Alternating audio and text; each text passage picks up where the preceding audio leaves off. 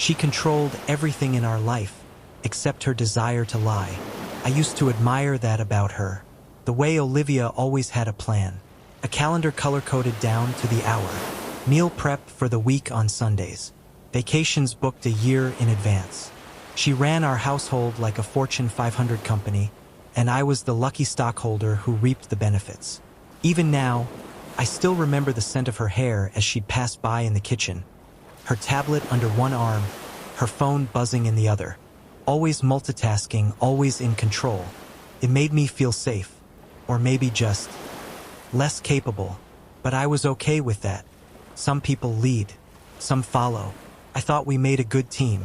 I worked in residential carpentry, custom cabinetry, kitchen remodels, old wood restoration. I loved it. The quiet focus, the permanence of what I built. The opposite of Olivia's world of deadlines and slideshows. We balanced each other, or so I thought. It started with the bracelet, a gold one, thin, elegant, definitely not cheap. I found it on the bathroom sink one morning, next to her watch. She never left jewelry out. Not her. Her bedtime routine was sacred, but the bracelet wasn't familiar. I figured maybe it was new, a gift. I didn't ask, just placed it carefully back in her velvet box. That weekend, I noticed she wasn't wearing it. "You forgot your bracelet," I said as we got ready for her friend's baby shower. She paused, then smiled. "Oh, right. It doesn't go with this outfit." Simple enough, but something in the pause stuck with me. A slight calculation behind her smile. I brushed it off, but then came the texts. It was a Tuesday night.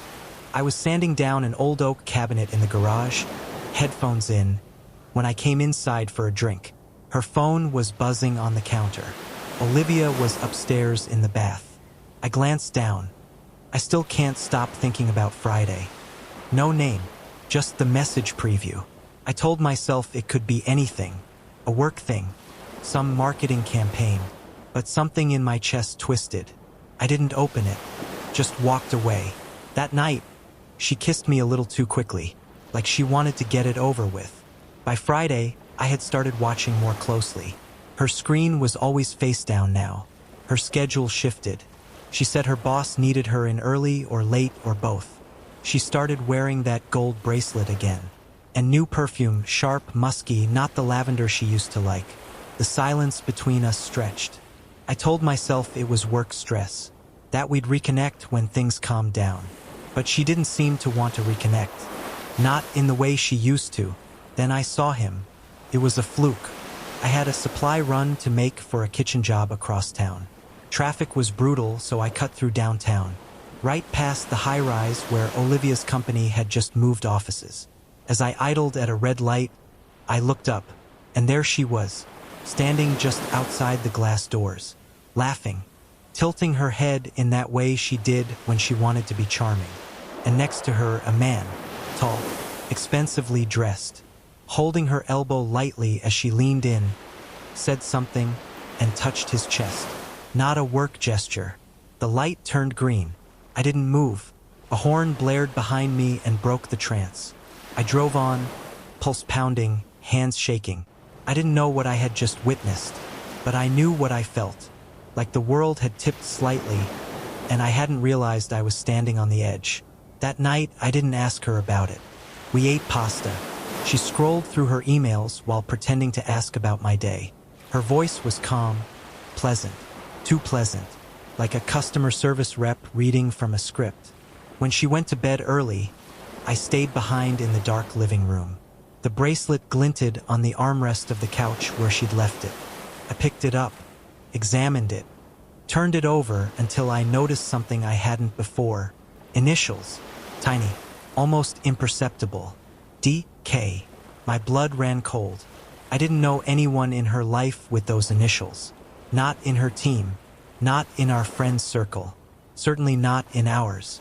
She'd always been so careful, so clean, but even the best systems have cracks. I slipped the bracelet into my pocket and went upstairs. She was asleep already, her breathing soft and even. For the first time in our marriage, I didn't feel comforted by that sound. I lay beside her in silence, wide-eyed and still, listening to the ocean of my thoughts crash harder and harder against the edges of what I believed. The storm was only just beginning. The next morning, Olivia left before I woke up. That wasn't unusual. She often had early meetings, but today it felt intentional. No kiss on the forehead. No coffee waiting on the counter. Just silence, like she didn't want to be seen. I lay in bed longer than usual, staring at the ceiling fan tracing its slow, lazy circles. That bracelet with the initials DK was still in my jeans pocket. I got up, pulled it out and set it on the bathroom counter. Turned it over in the light again. It mocked me with its subtlety. DK. I stood under the shower until the water ran cold, hoping the heat would boil away the questions building in my chest. Didn't. When I got to the job site, my hands shook while I tried to align a cabinet frame. Not from caffeine or lack of it, but from the simmering urge to know. I wasn't ready to accuse her of anything. Not yet, but I needed to be sure. I texted her around noon. Me. Hope your morning's going okay.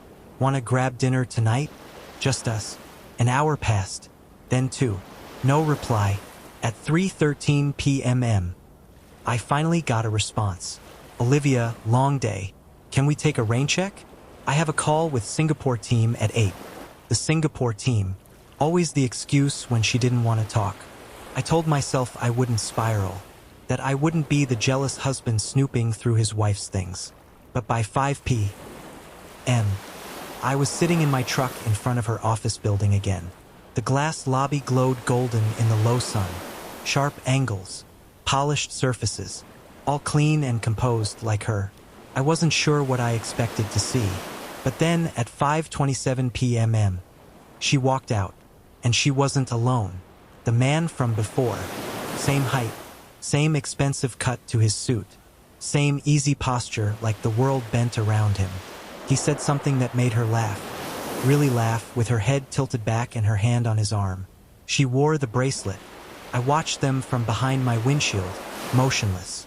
He walked her to her car, opened her door. Their hands lingered too long. She didn't flinch, didn't look over her shoulder, as if she was used to this, as if I didn't exist. She drove off first.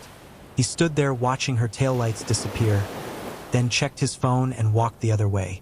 I followed her, not aggressively, just at a distance. I didn't even know why.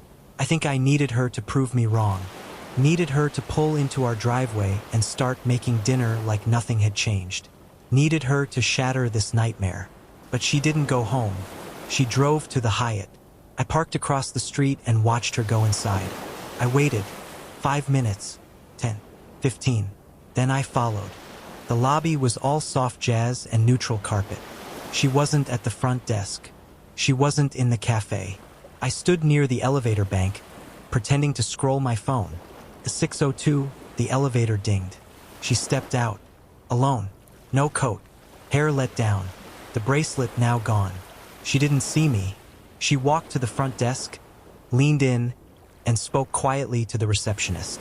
She laughed again at something, lighter this time, like she belonged there. Then she turned and walked out. I waited until she was gone before I approached. The receptionist smiled politely. "Can I help you, sir?" I hesitated, then asked, "Did a woman named Olivia check in this evening? Short brown hair, gray coat?" The woman's smile froze slightly. "I'm sorry. I can't disclose guest information." "Of course," I said, backing off. "Of course." I left before I could do something stupid. In the truck, I stared at my reflection in the darkened window. I didn't recognize the man looking back at me. Jaw clenched, eyes raw. I didn't go home right away, just drove. Nowhere in particular. I passed the street where we bought our first apartment. The park where she said yes. The bakery where she cried when she thought she couldn't get pregnant. Memories that used to feel warm now burned like acid. I got home around 9. The house was quiet. Lights off except for the one above the stove. Olivia's coat hung neatly by the door. Her heels placed side by side on the mat. She was already in bed. I stood in the hallway outside our room, listening to her breathing again. That sound used to anchor me. Now it only confirmed what I feared. She could sleep easily through anything, even this. The next morning, I watched her pack her laptop bag with mechanical precision. She avoided eye contact, as if the weight of silence might collapse if she looked directly at me. "I'll be home late," she said, tightening the strap on her shoulder. "Quarterly briefings. They always run over." I nodded, sipping black coffee that tasted like ash. She kissed my cheek, barely, and left. The door clicked shut like a sealed vault. I didn't go to work that day. Instead, I went to war. I started with our shared cloud drive. Olivia never logged out of anything. She was meticulous in her scheduling but careless in her digital hygiene. That was my domain. Always had been. The calendar was public. Color-coded blocks for meetings, check-ins, deliverables. And there, at the bottom of Thursday, today, was a 2-hour window labeled only DK Hilton 4 p.m. My breath caught. The initials again. Hilton. She wasn't even hiding it, just burying it inside a mountain of data. I stared at that event for a long time, then opened another tab. Reverse phone lookup. The number that texted her that night. It belonged to a Daniel Kim, Senior VP of Marketing. Same company, same building, newly transferred from the New York office. His LinkedIn was easy to find. Smiling, confident, Harvard Business School, twice divorced. I stared at his face until I hated it. Then I checked the Hilton's location. 3 miles from her office. Close enough to be discreet, far enough not to raise suspicion. I made a decision I never thought I'd make. I was going. The Hilton was modern, cold in its perfection. Glass walls, polished floors, fake smiles behind the check-in desk. I arrived at 3:45 p.m. and sat in the lobby's cafe, pretending to read a magazine. I didn't know what I expected. A confession? An apology? At 4:03 p.m., they arrived.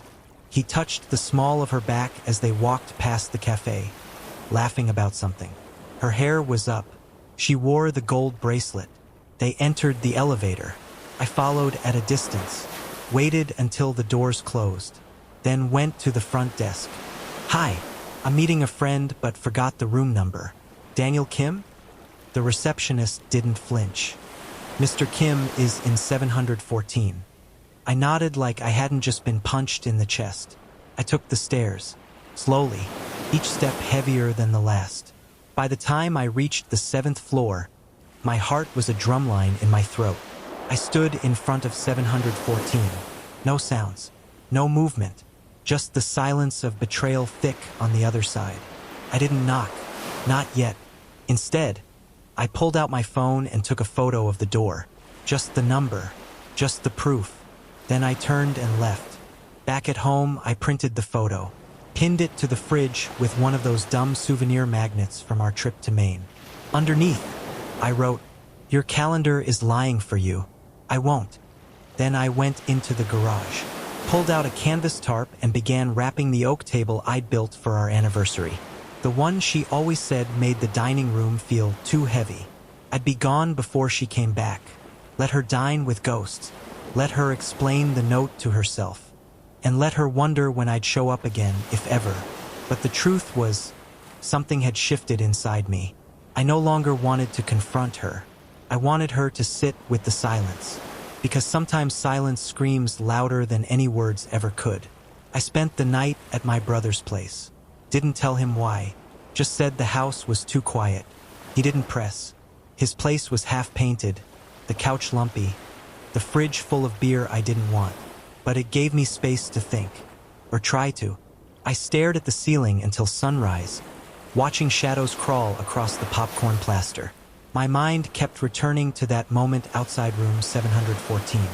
Not the sound of laughter or the whisper of her perfume, but the silence that greeted me on the other side of that door.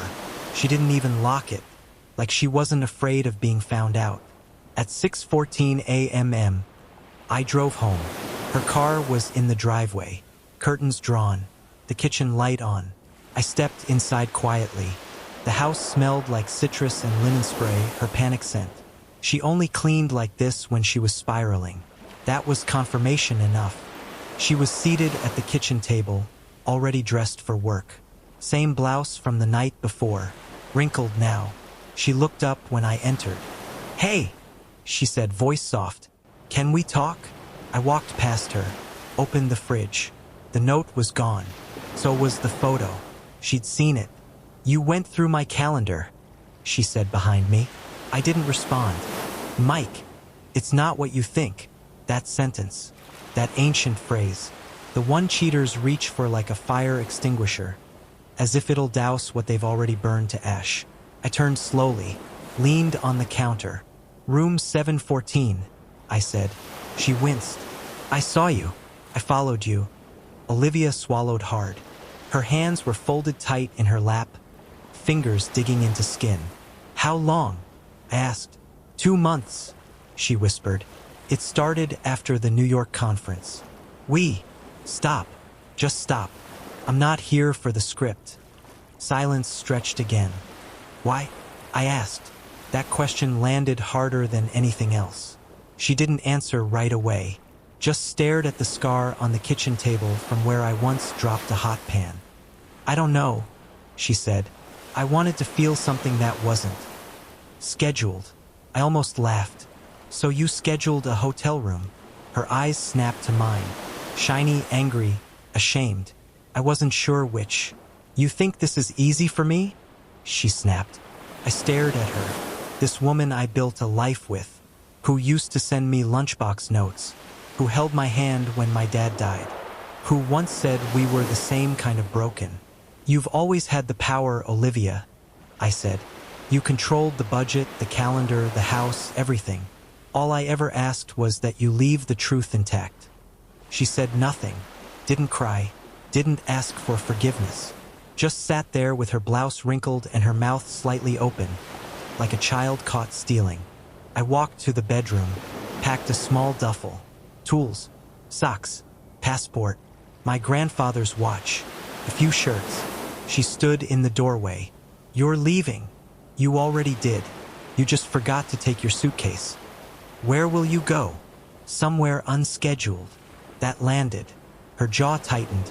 "I made a mistake," she said, voice cracking now. "I messed up, but you don't just throw 17 years away." "You didn't throw them away, Olivia," I said, zipping the bag. "You traded them.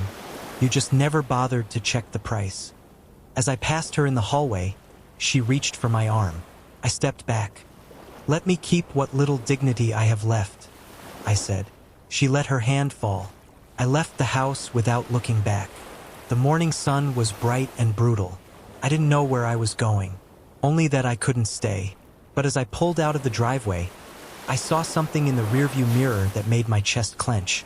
She was watching from the window, and she wasn't crying. She was staring, like she was already calculating how to clean this up, like I was just another mistake she'd learned to schedule around. I spent the next 3 nights in a rented cabin by the lake. No Wi-Fi, no cell reception, no spreadsheets. Just wind through pine trees and the steady drip of September rain off the gutters. There's a kind of silence that doesn't comfort you. It stares back. I slept in fits, ate when I remembered, watched logs burn down to glowing embers and thought about all the things I hadn't noticed, or maybe hadn't wanted to. When Olivia and I first started dating, she used to plan elaborate weekends away. Surprise vineyard trips, city lights, tight itineraries. I always just went along for the ride, grateful for the structure. It made life feel curated. Now I saw it differently. She hadn't built our life around us. She built it around control. On the 4th morning, I drove into town to get coffee and charge my phone. A few messages from coworkers. One from my mother. One from Curtis, my neighbor, saying Olivia had come by asking if I was okay. I didn't reply. And then, buried beneath the noise, was one message I hadn't expected. Daniel Kim. I didn't recognize the number, but the tone was unmistakable. "Mike, I didn't know she was married. She never told me. I ended it. I'm sorry. It should have made me feel vindicated. Didn't. It made me feel hollow, like he'd gotten to walk away clean while I was left sweeping up glass in a house I helped build. I didn't reply to him either. Instead, I stared at the water and asked myself a question I hadn't yet dared to. Would I ever be able to forgive her? And worse, did I want to?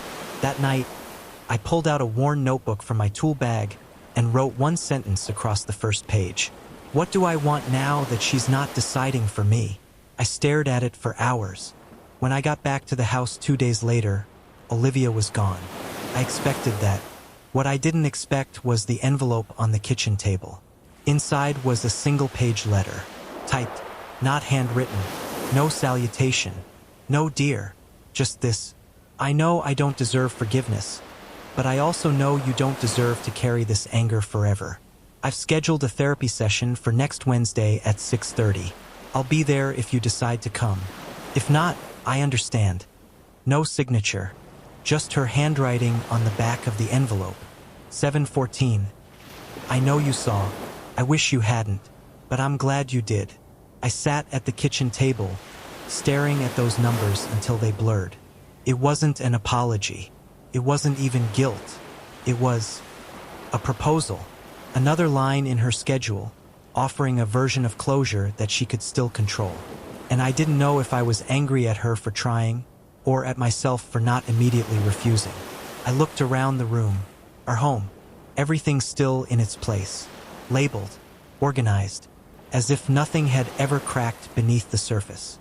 Except for one thing, the bracelet was gone, that at least she had taken with her. I didn't go to the therapy session, but I drove past the building at 6:31 p.m. Just once, slow enough to glance at the front entrance. She was there, sitting alone on a bench, legs crossed, hair pulled back the way she wore it when she needed control. A folder on her lap, waiting but not fidgeting. She looked exactly like she did in meetings, composed, prepared, already thinking 3 steps ahead. I turned the corner and drove away. Somewhere inside me, I knew if I walked through those doors, I'd be stepping into her framework again, her timeline, her rules, and I wasn't ready for that. The next morning, she sent no message, no follow-up, no guilt trip, just absence. And somehow that unnerved me more than anything. She wasn't trying to win me back. She was letting go. That day, I finally returned to work. My shop smelled like cedar and old glue. I ran my hand over unfinished oak, breathed in the dust, and let the silence settle around me. Felt good to build something again, something honest. By noon, Curtis stopped by with 2 coffees and a look I recognized, concern disguised as casual interest. Haven't seen you around, he said. Took a break. He nodded. She's been quiet too. Moved into her sister's place, I think. I didn't ask how he knew. In small towns, secrets don't stay buried. They simmer. You okay? He asked. I paused. Then, I'm getting there. That night, I opened the closet in our bedroom for the first time since leaving. Half the hangers were empty, the shelf with her heels now bare, even her perfume gone. But the drawer beneath the bed still held one thing, a leather-bound journal. Mine, a gift from her on our 5th anniversary. Inside, a note she wrote back then, in case you ever forget what matters most, write it down. The truth always sounds like your own handwriting. I hadn't written in it for years, maybe because I'd convinced myself I already knew the truth. That night, I filled 4 pages. Not about her, about me, about what I'd ignored, avoided, allowed. How I'd mistaken structure for safety, and how her betrayal didn't just shatter our marriage. It forced me to meet the parts of myself I'd handed over to her, one quiet compromise at a time. And there, somewhere around midnight, a question surfaced I hadn't dared ask. What if I wasn't just betrayed? What if I'd been asleep? The answer wasn't comforting, but it felt honest. And honest, finally, felt like something I could live with. The first time I saw her again was 12 days later. I was coming out of Walker's Hardware with a box of brass hinges when I caught a glimpse of her reflection in the store window. Same posture, same coat, same woman, but something in the way she stood had changed. Softer, maybe, or just less certain. I froze. She turned. Our eyes met through the glass. Neither of us smiled.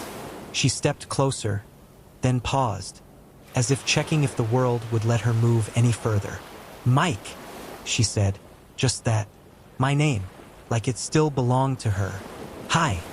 The silence that followed felt familiar, but now it wasn't companionable. It was surgical, controlled. She looked down at the box in my hands. Working again?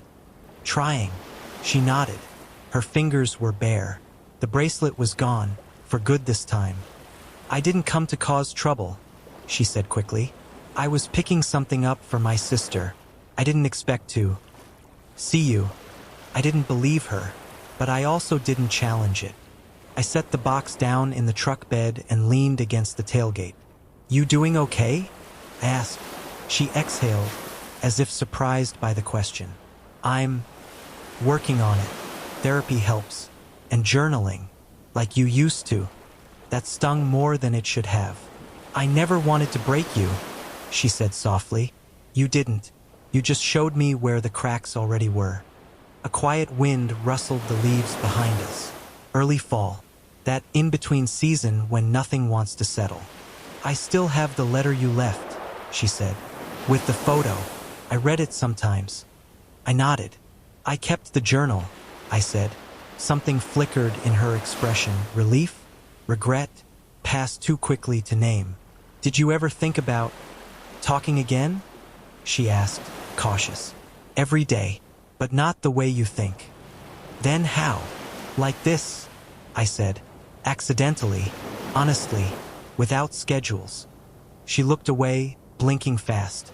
Daniel transferred back to New York, she said, unprompted. I didn't flinch. I didn't care. Good. I told him not to contact me. Also good. She swallowed. I wish I could make it not have happened. You can't. And I'm tired of trying to rewrite the past. We stood there for a long time. No accusations. No explanations. Just two people picking through the ruins of a house only one of us realized was already on fire. Finally, she asked, would you ever want to sit down? Talk? Properly? I stared at her. Not at the woman I'd married. Not the one who scheduled our anniversary sex or color-coded our vacations. But at the woman in front of me now. Bruised. Flawed. Real. And I said, maybe, but not today. She nodded slowly, a strange peace settling into her shoulders. That's fair. She turned to leave, then paused. I still remember what you wrote on that envelope. I remember what you didn't write. She winced. Then she walked away. And for the first time in weeks, I didn't feel the need to follow. A week passed before I saw her again. It was unplanned like the last time. I was at the farmer's market, trying to relearn the shape of weekends without her. It felt like walking through a dream where everything was familiar, but slightly off. Colors too vivid, faces too kind. I was reaching for a jar of honey when I heard her voice. That one's too bitter. Try the wildflower. I turned. She stood beside me, holding a bag of apples, her smile soft and unsure. Not the smile of a woman who wanted something, just one that remembered how things used to feel. I forgot you come here, I said. I forgot how nice it is. We stood together for a moment, surrounded by the low murmur of strangers and the scent of fresh bread and soil. You still living with your sister? I asked. For now. You okay? Getting there. You? Same. She looked down at the honey jars. I know I can't undo what I did, she said quietly. I nodded. I know. But I also know. I didn't just hurt you. I hurt myself too. That landed differently. Less like an excuse. More like a truth she'd earned through silence. I bought the wildflower honey. She didn't follow me when I walked away. That night, I sat at the kitchen table, turning the jar slowly in my hands. She had once said that love was built in the quiet things. The grocery lists, the washed mugs, the brushed-off shoulders. But those things only matter when you guard them. The next day, she sent a letter. Not typed, handwritten, no envelope. Just left in the mailbox, folded carefully, the way she used to fold our napkins for guests. I don't know if we'll find a way back, but I'll keep showing up for the version of me that betrayed you, because she doesn't deserve the last word. I didn't write back, not yet, but that night, for the first time in weeks, I sat in the living room, turned on the lamp she always hated, and let the house feel like mine again. Not a memory, not a ghost, just quiet, honest, whole.